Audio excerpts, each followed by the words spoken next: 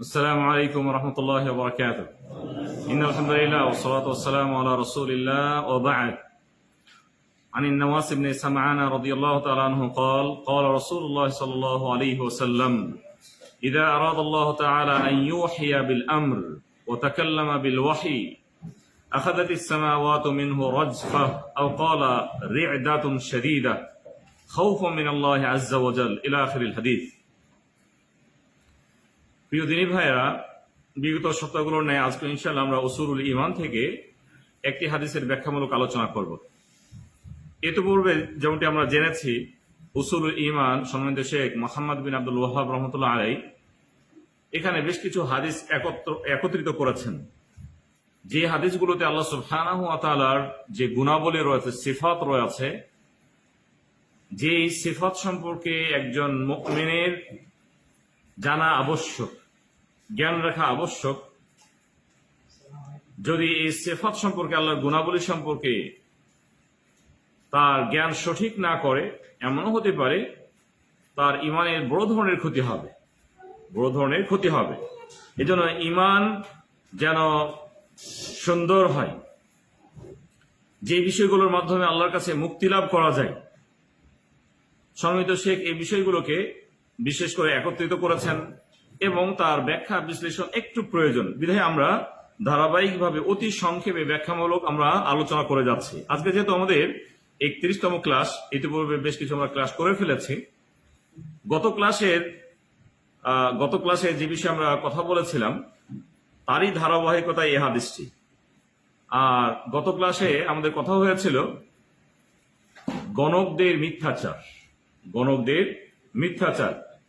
বর্তমান সময়ে আমরা অলিতে গলিতে রাস্তাঘাটে গণক দেখি, যারা আপনার ভবিষ্যৎবাণী কিছু বলে বা তারা দাবিদার যে আমরা ভবিষ্যতের কিছু জানি। আর কখনো কখনো দুই একটি কথা, ভবিষ্যতের কথা তারা সঠিক বলে, যদিও তারা সঠিক কথা বলে না, বরং গণকের কাছে যাওয়া, গণকের কথা বিশ্বাস করা, এই মর্মে কিন্তু আমরা গত ক্লাসে আলোচনা করেছি যে এই কাজটি বড় অন্যায় কাজ, কুফরি কাজ। কেননা কেউ যদি গায়েবের বিশ্বাসী হয়, যে আমি গায়েব জানি, কেউ দাবিদার হলো আর কেউ তাকে বিশ্বাস করলো, উভয়ের মাঝে কোনো তারতম্য নাই। এবং সেখানে কথা হয়েছিল যে আল্লাহ সুবহানাহু ওয়া তাআলা যখন ওহী করেন, যখন কোনো বিধান তিনি ফেরেশতাদেরকে দেন, ফেরেশতা জিবরিলকে দেন, ফেরেশতা জিবরিল সংশ্লিষ্ট যত ফেরেশতা মণ্ডলী রয়েছে, সপ্তম আকাশে, ষষ্ঠ আকাশে, পঞ্চম আকাশে, চতুর্থ করে দুনিয়ার আকাশে যত ফেরেশতা রয়েছে, সবার কাছে এই বার্তাটা, এই খবরটা পৌঁছে দেন। আর আমরা জেনেছিলাম যে যখন খবর আসে, ফেরেশতারা যখন জানাজানি করে, একে অপরে জিজ্ঞাসাবাদ করে এবং সবাই খবর জেনে যায় যে আল্লাহ সুবহানাহু ওয়া তাআলা এই বিধানটি দিয়েছেন, আজকে এটা হতে চলেছে, অমুক দিন এটা হতে চলেছে। এই কথাগুলি দুষ্ট প্রকৃতির জিনরা শোনার চেষ্টা করে, প্রথম আকাশে সেটি জানার চেষ্টা করে। তখন আল্লাহ সুবহানাহু ওয়া তাআলার অর্ডারে তাদেরকে ওই তারকা নিক্ষেপ করা হয়। এবং তারকা কেন আল্লাহ তাআলা তৈরি করেছেন, সুন্দরভাবে সাজিয়েছেন, এরও কারণ সম্পর্কে আমরা হাদিস আলোচনা করেছিলাম। একটি বড় কারণ হলো বিশেষ করে ওই দুষ্ট প্রকৃতির জিনদেরকে নিক্ষেপ করার জন্য, তারা যেন তাকে কষ্ট পায় এবং সেদিকে না যায়। আজকেও ঠিক আল্লাহ সুবহানাহু ওয়া তাআলার বেশ দুটি গুণ সম্মিলিত একটি আমরা হাদিস পড়ব। আমরা আংশিক পড়েছি, যেখানে আল্লাহ সুবহানাহু ওয়া তাআলার গুণ বর্ণিত হয়েছে এবং হাদিসের ভাষ্য একই, যে আল্লাহ সুবহানাহু ওয়া তাআলা তিনি ওহী করেন, কোন প্রত্যাদেশ, কোন আদেশ তিনি করেন, ফেরেশতাদেরকে আদেশ দেন। এই মর্মে নওয়াজ বিন সামআন রাদিয়াল্লাহু তাআলা হাদিস বর্ণনা করেছেন, নবী সাল্লাল্লাহু আলাইহি ওয়াসাল্লাম ইরশাদ করেছেন, ইযা আরাদাল্লাহু তাআলা আন ইউহিয়া বিল আমর, আল্লাহ তাআলা যখন কোনো ওহী করার ইচ্ছা পোষণ করেন, কোনো প্রত্যাদেশ, কোনো আদেশ দেন, রোল জারি করেন, কোনো রোল জারি করেন। তাকাল্লামা বিল ওয়াহি, তিনি ওয়াহির ভিত্তিতে কথা বলেন, আল্লাহ তাআলা কথা বলেন। আখাযাতিস সামাওয়াতু মিনহু রাজফা, যখন আল্লাহ তাআলা কোনো বিধান রচনা করেন তখন আকাশ সমূহ একটু কেঁপে ওঠে, ভয়ে ভীত হয়। আকাশ সমূহ, সপ্ত আকাশ কেঁপে ওঠে। আও রি'দাতুন শাদীদাহ খাউফুম মিনাল্লাহি আযজা ওয়া জাল, অথবা ভাষ্য একই অর্থ কাছাকাছি, অথবা ভয়ে তার কম্পন শুরু হয়।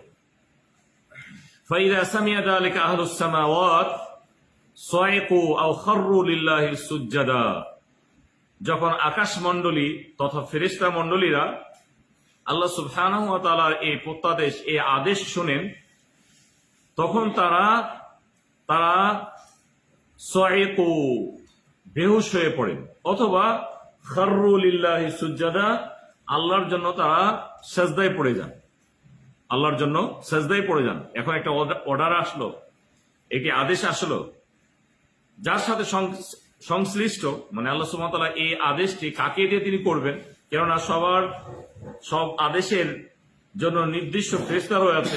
বৃষ্টিকে বন্টন করবে, কে হাওয়া পরিচালনা করবে, কেউ হয়তোবা মালাকুল মউত, তিনি জান কবজ করবেন।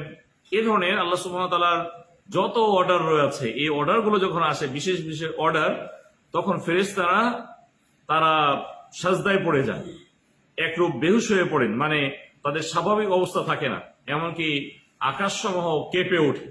আর এটি আল্লাহর ভয়, এটি আল্লাহর ভয়।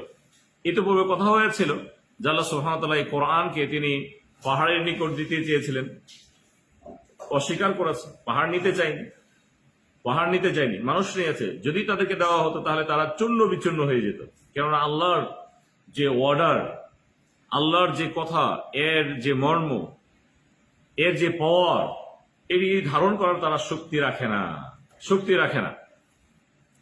নবী মুহাম্মদ সাল্লাল্লাহু আলাইহি ওয়াসাল্লাম ইরশাদ করেছেন,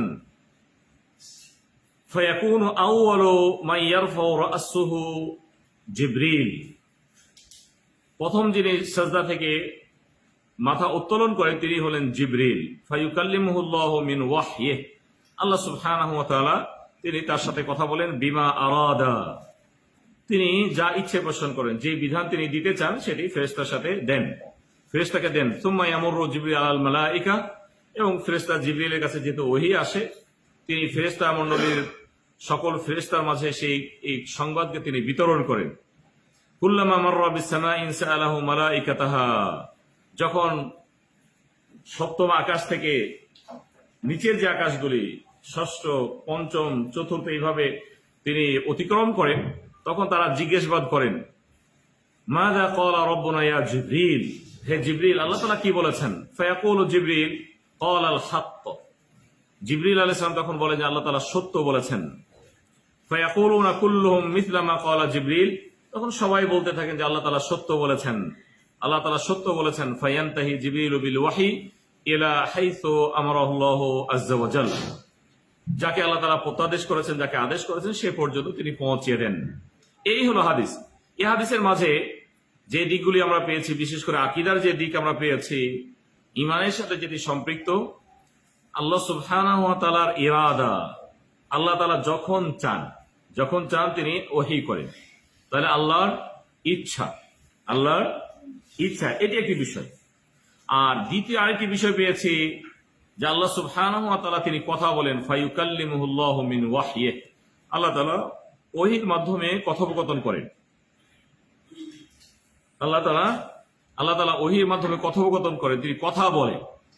এই দুটি গুণ, প্রথম গুণ যেটি আমরা বলবো কথা বলা, এই মর্মে আমাদের স্বতন্ত্র একটি ক্লাস গেছে, যেখানে আমরা আল্লাহ সুবহানাহু ওয়া তাআলার যে সিফাত, কথা বলেন, যখন চান, যেভাবে চান, যার সাথে চান, এই বিষয়গুলি কথা হয়েছে। আর এই কথাগুলো আমাদের খুব স্পষ্ট যে তিনি পর্দার আড় থেকে বলেন, সরাসরি কথা বলেন না, চাই সেটি ফেরেশতা জিবরিলের সাথে হোক না কেন, অথবা নবী মূসা হোক না কেন, যেটি মূসা আলাইহিস সাথে ঘটেছে, এমনকি নবী মুহাম্মদ সাল্লাল্লাহু আলাইহি ওয়াসাল্লামের সাথে কথোপকথন হয়েছে, এগুলো পর্দার আড় থেকে, সরাসরি নয়। আর আল্লাহ সুবহানাহু ওয়া তাআলা যখন চান, যেভাবে চান, তিনি কথা বলতে পারেন। কথা বলেন। এটি আজকে যে বিষয়ে আমাদের মূলত কথা হবে সেটি হচ্ছে আল্লাহ তাআলার ইচ্ছা। কেননা এ বিষয়ে বর্তমান সময়ে যথেষ্ট যথেষ্ট ত্রুটি রয়েছে, জানার ক্ষেত্রে মানুষের ত্রুটি রয়েছে যে আল্লাহ সুবহানাহু ওয়া তাআলার ইচ্ছা। আল্লাহ তাআলা যা চান, যাকে চান তাকে হেদায়েত দেন, যাকে চান পথভ্রষ্ট করেন। যখন এই বিষয়ে আমরা একটু শুনি, আল্লাহ যার জন্য চান তিনি পথ সহজ করে দেন, ইসলামের পথ সহজ করে দেন, তার বক্ষকে উন্মুক্ত করে দেন। বিভিন্ন ধরনের হাদিস রয়েছে। আল্লাহ তাআলা যাকে চান হেদায়েত দেন, যাকে চান পথভ্রষ্ট করেন। এই ক্ষেত্রে মানুষের বুঝতে ভুল হয়ে আছে। অনেকে ব্যাখ্যা না জানার ফলে সরাসরি অর্থ নিয়েছেন। এমনকি যত ত্রুটিগুলো রয়েছে, ব্যক্তি ত্রুটি, তার ব্যক্তি ত্রুটি, নিজের ত্রুটি, এই ত্রুটিগুলো আল্লাহর উপর চাপিয়ে দিয়েছেন, আল্লাহর উপর দোষ চাপিয়ে দিয়েছেন। কিভাবে? যে ভাই আপনি নামাজ পড়েন না, তো যে আল্লাহ যদি চান তাহলে নামাজ পড়বে। কি বলছেন? আল্লাহ আমার জন্য তো চাননি, আমার জন্য চান না। যদি চাইতেন তাহলে আমাকে নামাজ পড়তেই হতো। অন্যায় কাজ করে যে আল্লাহ তাআলা আমার জন্য এটি চেয়েছেন, বিধায় আমি এই কাজটি করছি। দোষ কাকে দিচ্ছে? আল্লাহ সুবহানাহু ওয়া তাআলাকে। নাউযুবিল্লাহ মিন যালিক। আল্লাহ সুবহানাহু ওয়া তাআলা মানুষের সকল এই ত্রুটি থেকে, দোষ থেকে তিনি মুক্ত। এই জন্য সহজে আমরা বলতে পারি যে যত ভালো দিক রয়েছে, কল্যাণকর দিক রয়েছে, এর সম্বন্ধ আল্লাহর দিকে আমরা করব। যত ভালো রয়েছে, ভালো বলতে আপনি যা বোঝেন, আপনার ক্ষেত্রে হতে পারে, অন্যের ক্ষেত্রে হতে পারে, বিশ্বের ক্ষেত্রে হতে পারে, যত ভালো কিছু এর সম্বন্ধ কার দিকে হবে? উল্টো দিকে যত খারাপিতা রয়েছে, খারাপ কিছু আপনার ব্যক্তি জীবনে হতে পারে। যদি খারাপ কিছু হয়ে থাকে তাহলে এই খারাপ কিছু দোষারোপ আল্লাহর দিকে করা যাবে না। আল্লাহর দিকে, বালা মুসিবতের বিষয়টি ভিন্ন একটি বিষয়। আজকে আল্লাহ তাআলা বিশাল একটি মুসিবত দিয়েছেন, ঝড় তুফান চলে এসেছে। এটি আমরা বলবো না যে না, এটিও এখানেও কষ্ট রয়েছে। এগুলো আল্লাহর পরীক্ষা নিরীক্ষা।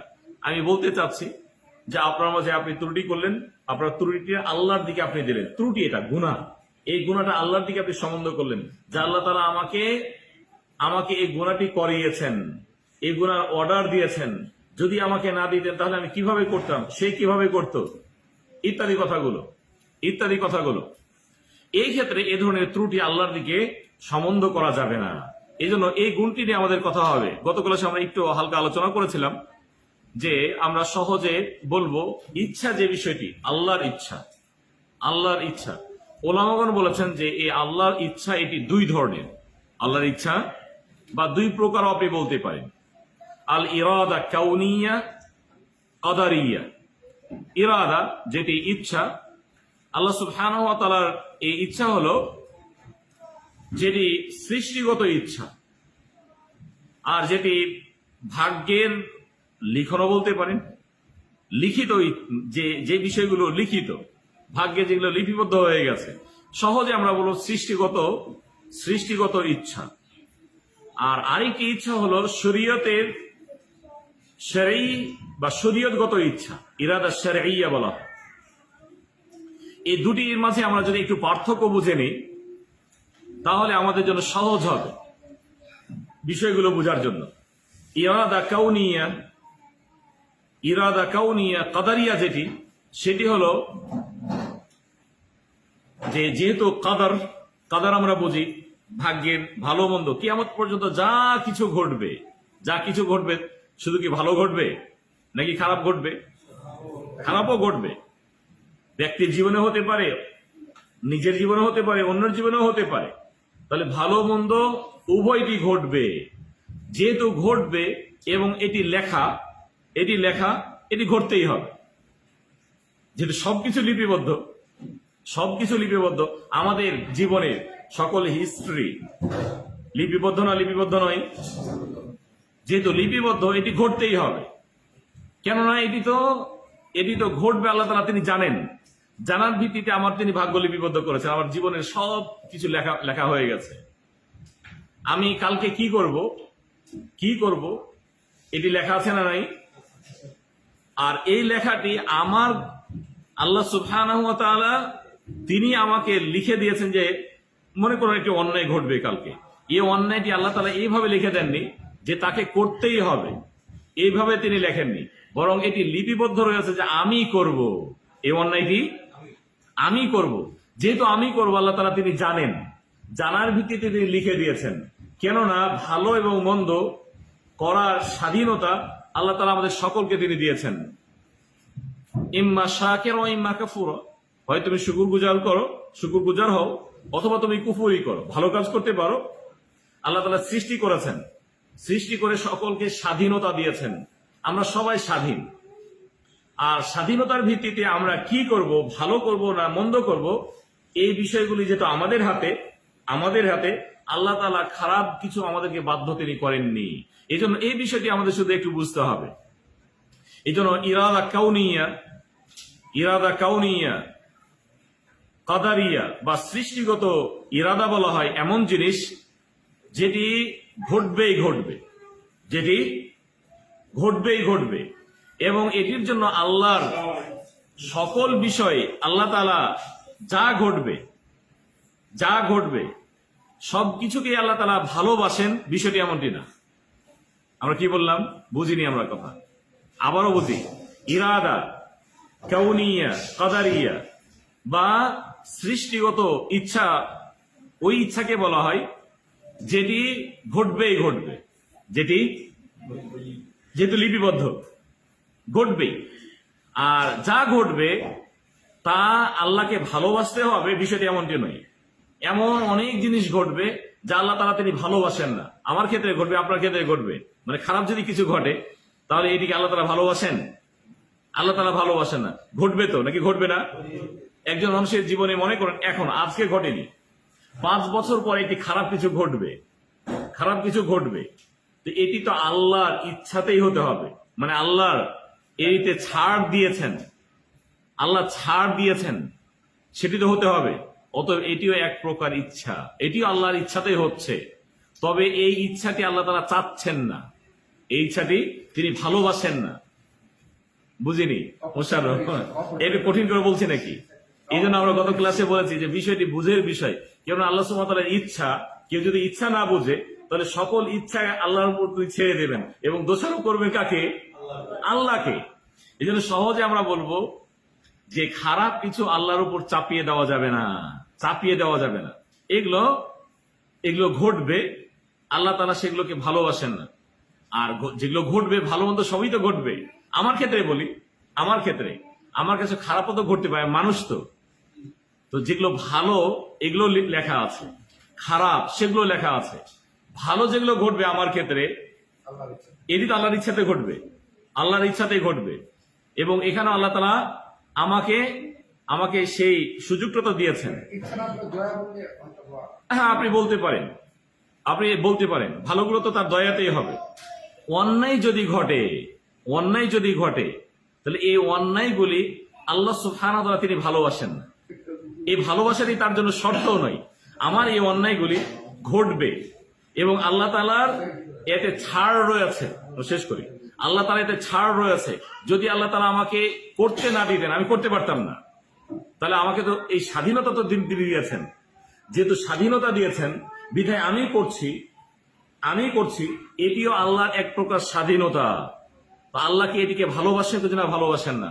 এই জন্য সকল ঘটনীয় বিষয়গুলো যেগুলো ঘটবে এগুলো আল্লাহ তাআলা ভালোবাসেন বা ভালোবাসাটি তার শর্ত, এটি বলা যাবে না। স্পষ্ট? এখন উল্টো দিকে ইরাদা শারঈয়া, যেটা শরীয়তি ইরাদা বা শরীয়ত সম্মত যেটি ইরাদা, সেটি হলো এমন জিনিস যে সেটি আল্লাহর প্রিয় জিনিস, এটি